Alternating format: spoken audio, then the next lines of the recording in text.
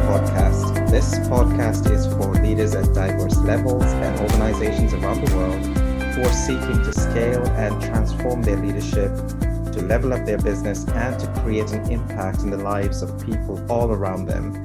Business topics, trends, innovation, and the intersection with leadership is the focus. We enable success. I'm your host, Stephen Paul. In this episode, we meet an entrepreneur who has been immersed in the information technology security profession and now a specialist in general data protection regulation, or commonly referred to as GDPR. He's the author of the best-selling book, GDPR Made Simple, and a presenter and producer of the GDPR Weekly Show. We are joined by Keith Budden to decipher all of this and share his story and experience. Welcome, Keith. And how are you doing on this Friday morning? Welcome, Stephen. Yeah, I'm fine, thank you. Yeah, on this Friday morning, 1 week to Easter and a few days off, which would be nice. And yeah, thank you very much for inviting me to be on your podcast. Wonderful, Keith. Keith, where are you based in the UK? I'm in a town called Petersfield in Hampshire. It's about 20 miles north of Portsmouth. Wonderful, wonderful. And what's exciting about Portsmouth? What's exciting about Portsmouth? Oh, I mean, Portsmouth's got lots of things. It's got the Spinnaker Tower. It's got obviously the Naval Dockyard, which most people are aware of, and of course it's got HMS Victory, which a lot of people don't realise, even though the ship's been in dry dock for God knows how long, is still actually an active ship within the Royal Navy. Yeah. Wonderful, Keith. No, thank you very much. So, Keith, we're very much interested in hearing about your personal and your professional journey, and we've seen your profile about being a information technology specialist, but also being specialized in GDPR and so forth. Tell us about your personal journey. My personal journey. I mean, I've been, as you say, I've been involved in IT security for just over 25 years now. And I've got to be honest, the first 20 odd years of that were probably just really just doing contracting. So just going from one place to another, slowly growing the business. Actually grew the business up to 5 people at one point. And then in 2015, I had a coach who approached me, and I was quite open with the coach. I said my personal view was that coaches were a waste of money. And she said, well, work with me for 3 months. If I don't change your business, then don't pay me anything. So I thought, okay, fair enough. So worked with her. And I've got to be honest, the first few weeks were just what I expected. She asked me loads of questions. She didn't really come up with anything new at all. And I was like, yeah, you've just confirmed what I thought coaches were all about. But then she turned it around, because then she said, rather than doing all things to all men, I think you need to find a niche and own that niche. And I was conscious at the time that GDPR was being talked about as something that was coming, and it occurred to me that all businesses and organizations were going to need GDPR. And so I thought, I'm going to make that my niche. And so I set out to own that niche. And now, as you say, with my best-selling book, with my GDPR Weekly Show podcast, and the work I do with over 150 clients, I think I do own that niche. Wonderful. And we'll come to your book very shortly, but let's delve a little bit more into the GDPR space. This is a critical topic amongst businesses and individuals as well. Tell us more about that aspect. Yeah, I think it's something that people often don't realize. You know, I talk to sometimes chambers of commerce or places where there are small groups of people, small businesses, 1 and 2 man bands. And some of them might say, I'm just a plumber, so GDPR doesn't apply to me. Well, you know, have you got clients? Well, yes, I have. Well, then GDPR applies to you. Have you got employees? Well, yes, I have. Then GDPR applies to you. And actually, GDPR probably applies to something like 98% of businesses in the UK. I mean, unless you are a sole person working on their own, all you do is trade stocks and shares on the stock market all day from your computer, and you don't deal with any individuals, then probably GDPR is going to apply to what you do. And so it's really important that people do the first step, which is to register with the ICO for GDPR. It doesn't cost a lot of money. If you're a small business, you're talking about 35, 40 pounds. It's not a lot of money, but you do need to register, because the reason you need to register is twofold. One, it's actually a legal requirement. But the second is that the ICO is aware that only 22% of companies who should be registered at the moment actually are. And they are very much launching a drive on that 78% who aren't. And to put it into context, if you receive a letter from the ICO telling you that you've not registered and you should be, first action, do go and register. Don't ignore that letter, because if you go and register, it costs you £40. If you don't, if you ignore that letter, it could potentially cost you £2,900. Wow. None of us want £2,900, so pay the 40. Definitely not. Definitely not. And remind us, Keith, why is this important?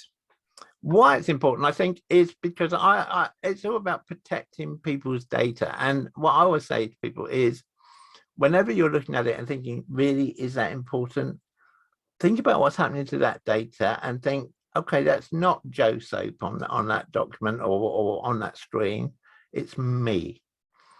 And would you be happy with what is happening to that data? And if the answer to that deep down is no, then why should anyone else be? And it is about protecting personal data. And lots of people say, oh yeah, but it puts lots of barriers in the way, it stops us doing business. No, it doesn't. Actually, do you know what? GDPR done right is a business benefit, not a business overhead. Because if you do it right, you can proudly say you do it right. You instill more confidence in your customers and your employees, and that leads to a better business. So don't look on GDPR as being an overhead. Look on it as being a benefit. Yeah, no, that's very true. So, with GDPR going live in 2018, and there are lots of providers and lots of experts within the GDPR space, and it's growing. How do you position yourself, Keith, in that space? Is it more of an end-to-end service offering, or is it more specialized within an area? No, I mean, for me, it's completely end-to-end, because basically, I guess I see it as offering the three norms of either, teaching you how to do it, which is probably the case with smaller businesses because that's where their budget lies, working with you on it, which again is an option, or doing it for you. And I've got a number of organizations of all different sizes who've actually said, you know what you're doing, we'll hand it to you. And I always put that a bit like, the reason for doing that, why would you do that? One of the reasons I say doing that is a bit like, if you think about your data in your company being like your engine in a car, then if that goes wrong, would you mend it yourself? Well, yes, you could. You could go to the library, you could get a Haynes manual for your car, you could get a set of spanners, and you could take the engine apart and put it together again. Don't blame me, though, if at the end of doing that, you've got one bolt left over that you can't work out where it goes. And GDPR is much the same. Can you do it yourself? Yeah, 100% you can. Hey, you want a real low-cost option? Go for my book. It'll tell you everything you need to know to get your business compliant with GDPR. But it is work, and do you want to do it? Is it worth you spending the time doing it when you could get an expert to do it? And if someone claims to be an expert in it, because some people do, and there is no approved certification for GDPR experts, so it's that's part of the problem. But ask us the evidence of what they've done. Yeah, no, true. And tell us a little bit more about the size and scale of the challenges that you're experiencing or hearing from businesses that are either small, medium, or large. Are they similar, or are they different in size? Actually, do you know what? In my experience is that the problems that people face are pretty much the same, regardless of the size of business. It's just the scale that changes. Because if you're a small business, I don't know, you're a plumber with 50 clients, and you lose your laptop that's got those 50 people's details on, that's probably a much bigger inconvenience to you than it is to them. But turn that around the other way, and you're a business with 50,000 customers and you lose all their data, that's very much a big problem that everybody's interested in, and is actually going to end up costing you a lot of money. And so, as I say, the problems are the same, the scale changes, but it is about, being, and again, I think it's one thing as well that people get a little bit carried away is that no one is expecting you to have platinum standard security on your data if you're a little one-man business. People are realistic, but it's about doing something, because I suppose again, to join an old saying, just because we can't do everything doesn't mean we shouldn't do something. And it's about tightening down on the first thing. I mean, one thing I would say for all your listeners is, A, do you have a privacy policy on your website? And B, is it up to date? And if the answer to either of those questions is no, then make that your number one priority. After you've registered, assuming you've registered, make that your number one priority. Reason is when I'm looking for things for the ICO, and I know the inspectors at the ICO do, the first thing they do is look at your website. And if you've not got an up-to-date privacy policy, that's going to sort of move you up their list of companies they're going to be interested in going to have a look at. Yeah, that's true. And with these companies, do they have to invest in modernizing their infrastructure, or can they work with their existing data and infrastructure that they have in place? Most of the time they can carry on working with the infrastructure they've got in place. It's quite unusual to need new infrastructure, but the note caution I'd throw into that, Stephen, is the number of things now which are moving into the cloud. And I think people get as sort of false impressions sometimes of the cloud. They think the cloud is being, sort of heavenly up there somewhere. And of course it isn't. It's actually a server physically on the earth somewhere.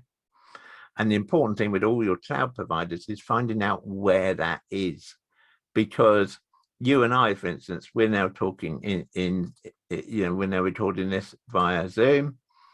And if I check, I can see that, in fact, this conversation between us is actually going via Zoom in Germany. So if you said to us at the start of this, is any of this conversation going outside of the UK? We'd probably say no, when in fact it is. So just be cautious of things that are in the cloud.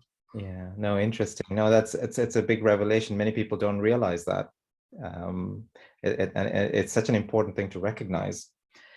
So Keith, just coming to, speaking with businesses, for example, how would conversations with executives or business leaders shape in your world? You mentioned about website, if there's privacy policies and so forth, but if I was a company, for example, if I was a business executive or a small medium enterprise or even a large enterprise, how would that conversation look like or sound like between you and I? Typically it would be me saying to you, A, about your privacy policy, but B would be, what data do you hold? I mean, the general rules, I guess, what do you hold? Why do you hold it? And what do you do with it?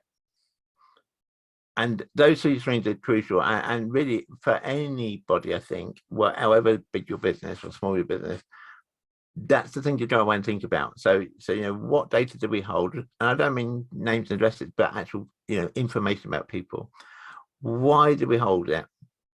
And just as crucially, what do we do with it? But I'll give you a practical example from a meeting I actually had before this one.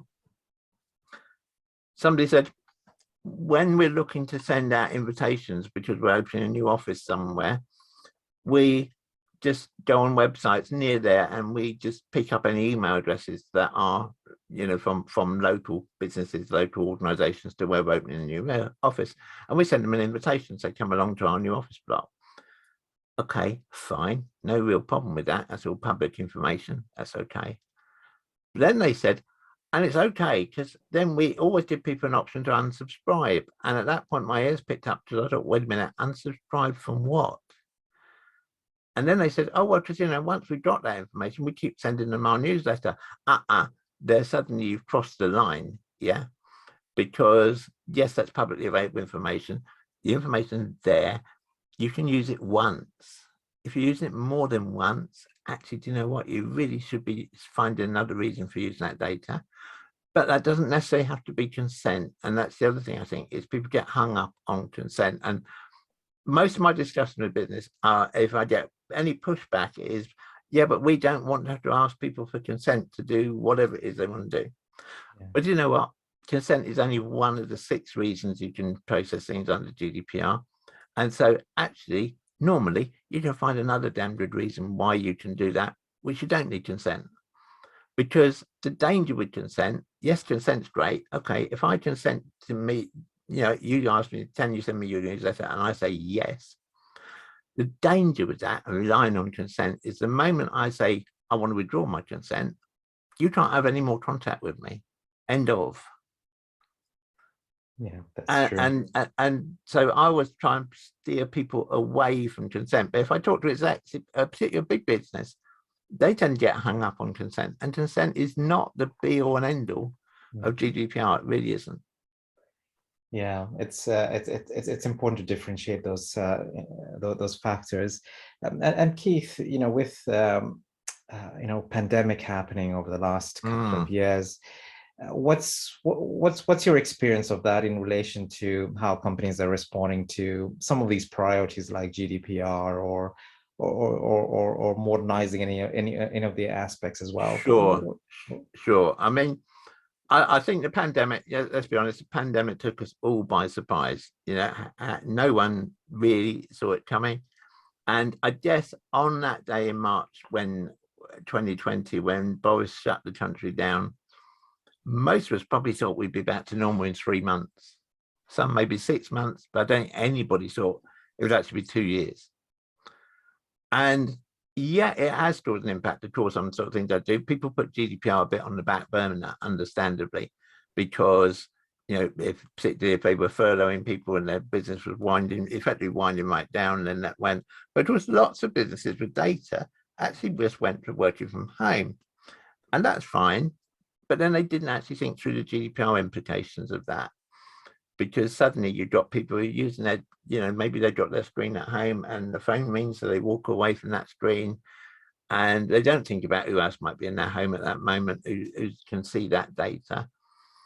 Or it may just be that a child sits down at the keyboard at that point and corrupts the data, because that can happen too, of course. But so that caused an issue. One thing I would say to people is that there's I think a lot of people, and my experience certainly with local authorities and larger business, is that people are going back to the hybrid model of working. I think the days of people working in the office 5 days a week might well be behind us, to be honest, for the majority of business. Yeah. But the hybrid model needs even more care than people working at home, because suddenly you've not just got somebody at home working on the data, they're actually probably transporting data from A to B, whether they're doing that on their laptop or they're doing it on a USB stick or they're actually doing it via a file server on the cloud, whatever. They're transferring data all the time, and that adds extra risk into the data. The one thing I would say on that, and again, it's something which the Information Commissioner's Office is very hot on, is if you've gone now to a hybrid model of working, and that's not what you were doing pre-COVID, you really should carry out a data protection impact assessment and document it so that you've identified where the risks to the data are. It doesn't matter if you haven't got a way of dealing with those risks, it really doesn't at this stage, but you should know where those risks are, because the honeymoon period, which the ICO gave people because of COVID, when they didn't really enforce them, has ended. Yeah, I think everybody needs to be in no doubt about that the ICO now is back to penalising people who haven't done things. And if an ICO inspector comes into your workplace or comes to see you, or even just talks to you like we're talking now, and you say, oh yeah, well, we've now got a hybrid model where people are working from home 2 days a week, they're in the office 3 days a week, he or she is going to say, let's see your data protection impact assessment for that. And if you can't produce one, you will get a penalty.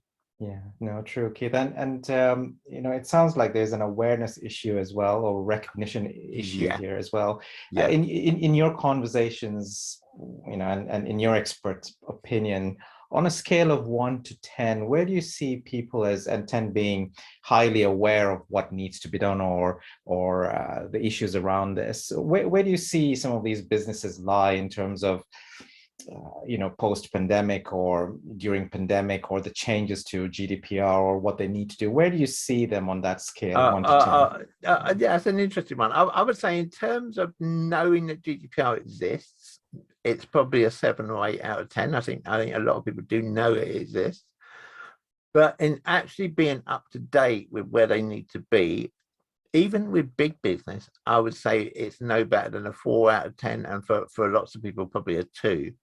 Yeah. And I don't blame people for that, by the way, because something that I'm on record as saying, and I have no problem with saying it again, is that the ICO is good at many things, but marketing isn't one of them. They have a unique approach to marketing, which seems to be that they just expect people to know what's happened. Yeah. And I've raised that with them. Other people like myself have raised it with them, that it really is not good enough. And maybe now we have a new information commissioner, that might change. They might put a bit more emphasis on marketing. But nonetheless, falling back again, ignorance is no defense in law.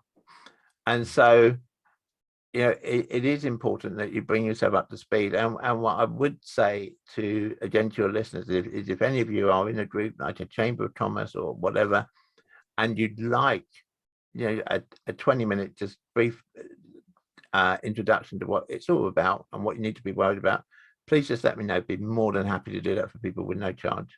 Yeah, no, wonderful. No, Keith, that's wonderful. Now let's talk about this best-selling book that you've authored. Tell us about your aha moment to write this book. Well, to be honest, I've probably for the last 3 or 4 years had people saying to me, you should, you know so much about this subject, you really should write a book. And I've always said I don't have time. And one of the people I actually said I don't have time to was my accountant.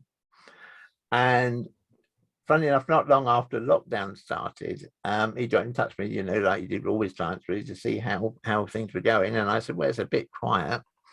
And he said, well, if it's a bit quiet, why don't you write your book? Because you've always said you don't have time. Well, you can't use that excuse now, can you?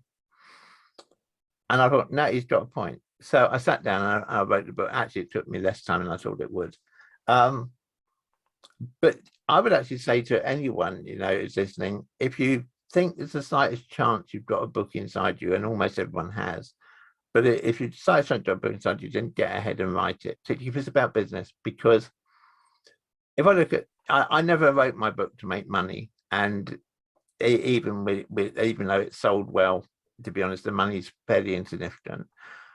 But the thing it did do was boost awareness, and also gave me a powerful tool to open doors. And the one thing I would say for anyone, even if it's not your own book, maybe you use someone else's book if you can't write your own. If you're after getting past a gatekeeper in a business, so there's a business you want to do business with, but their PA or their secretary or whoever is too good at defending the decision maker that you want to get to, send that decision maker a book. Because then when you ring and the gatekeeper says, is he or she expecting your call? You can say, yes, they are, because I've sent them my book. And every time you get through, and the other plus of sending people a book is it's not like a brochure. If someone gets a book in the post, they don't throw it away. Or certainly very few throw it away. It's a very good strategy. And it's an authentic strategy too. And so I say, my experience is it has opened some big doors for me that previously I could have probably banged on until the cows come home, and those doors wouldn't have opened. Yeah, no, that's wonderful. Thank you very much for sharing with us, Keith. You've traveled in your experience in your career. As you mentioned, from being IT professional, security professional, and then GDPR, you've had your company. Share with us a leadership lesson that you've learned, which has transformed the way that you operate yourself or benefited others that you have influenced. Yeah, I think one is a rule that I've always applied, which is never ask one of your employees to do something you wouldn't be prepared to do yourself. And I think that's really important, because sometimes it's all too easy. Let's say with Easter coming, it's all too easy for some of us to think, okay, well, someone wants something on Easter Saturday, Joe, you can do that. Well, do you know what? If you wouldn't give up your Easter Saturday to do it, why should Joe? And I think that's really important. And I think also, don't ever feel that there's something that's beneath you, because I think, you know what, if you have, I don't know, an event in your office, and you have some people in, and then you go and help whoever's clearing away to clear away the dishes and do the washing up, you know what, you earn some real brownie points amongst your team. Yeah. And I think that's just really important. And the other thing which I'm going to say, and this is something which I've worked to for the last 15 years now, and it is a real golden nugget, and it is my golden nugget, which is something which I call the 48-hour rule. And the 48-hour rule is simply this: only ever worry about the next 48 hours. And what does that mean? Well, it means why. Let's do why first. Because why is because anything that's already happened, good or bad, that you've done, has happened. You can't change it. It's done. So there's no point worrying about it. Anything that's more than 48 hours away, and God knows, particularly in today's incredibly uncertain world, might not happen anyway. I mean, how many of us, if we're honest, in January 2020 had pandemic in our business plan? My guess is probably none. And so only ever aware about the next 48 hours doesn't mean you don't plan. I've still got a business plan. I know where I want my business to be in 5 years' time, but I'm not a slave to it. And I think that's the fundamental. It's really, really important, because the other benefit of this, and I practice what I preach, I've applied this rule myself. The other plus is if you don't only worry about the next 48 hours, you have less stress.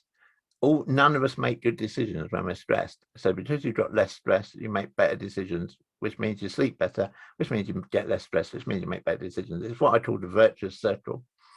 And as we sit here now, I can say hand on heart that since I adopted that philosophy 15 years ago, I've not had a single sleepless night, not one in 15 years. And so, it really, really works. Yeah. And if people take away nothing else, then again, maybe that's a golden nugget to take away. Indeed, it is a golden nugget, and it's a concept of mindset shift, because what you described, the 48-hour rule, and applying that is a mindset shift. Yeah. And one needs to force themselves. And do you with what you've just described, do you actually see people leveraging that? Yes. Yeah. I've actually had people ask me to write a book about it, which I haven't yet got around to doing, but it's on my to-do list. But yeah, I mean, I often use that 48-hour rule when I'm talking to groups of people, and just break it to them. And sometimes it's brilliant for me, because I remember doing that recently for a group of, I don't know, 20 different managing directors who were in a room. And one of them, as I came to the end of that, literally just verbally exclaimed, "I get it now."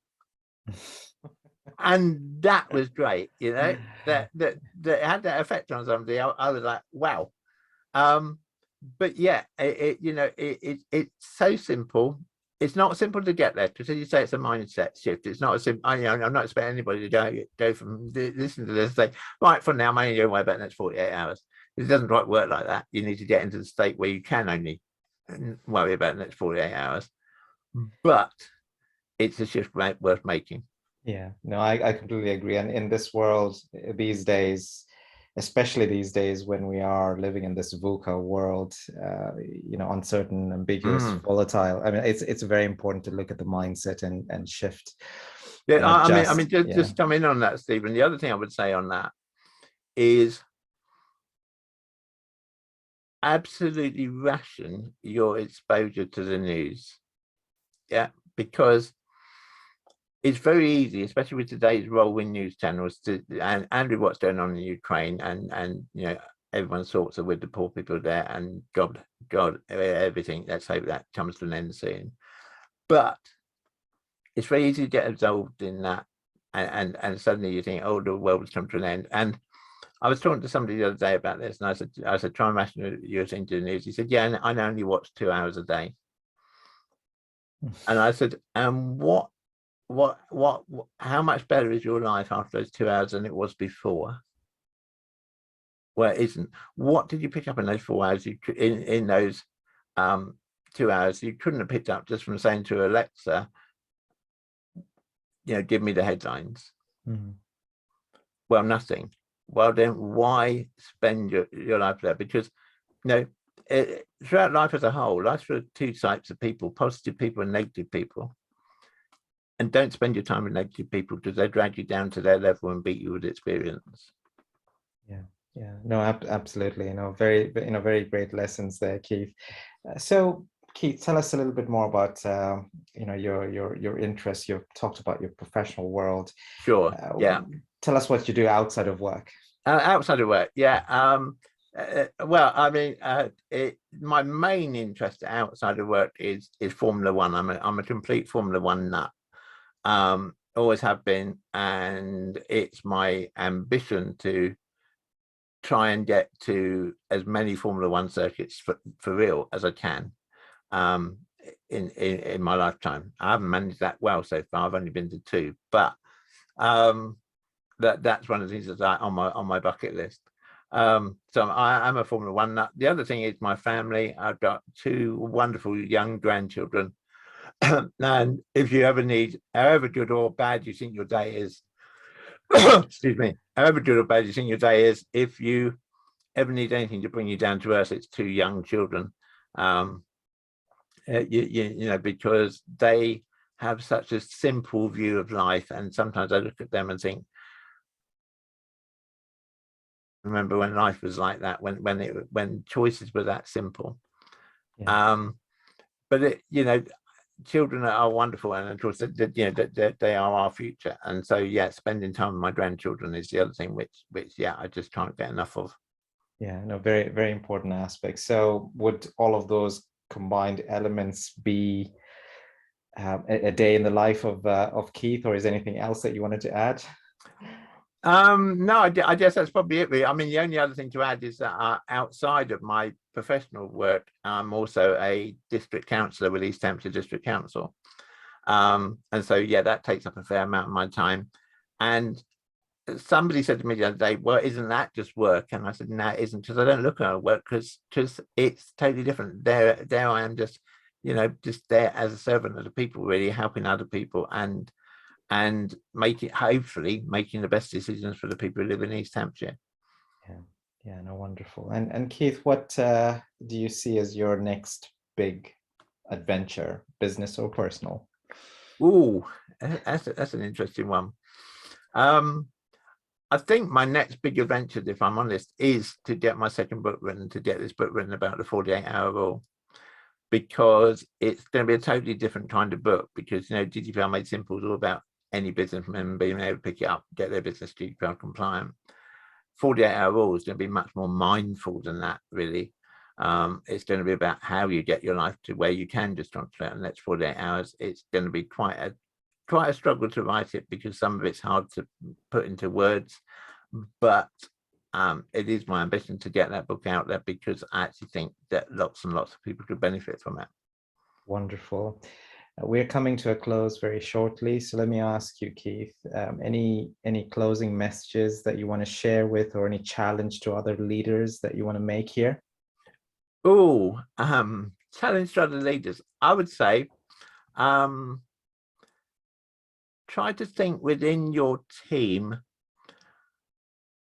what you can do to bring something new and positive into that team at least once a month, so that you're building the positivity within the team. Because as I say again, if I would guess that for most people listening to this, particularly if they're entrepreneurs and business owners, if you're walking down a corridor and on the left is a room full of negative people, on the right's a room full of positive people, my guess is 98% of us listening would turn to the right. And so try and think how you can build that positivity within your team. It can be something really, really simple. You can have some daft days. There's nothing wrong with being daft. I mean, one of the things I did with my team recently was I said, okay, we're going to have a meeting.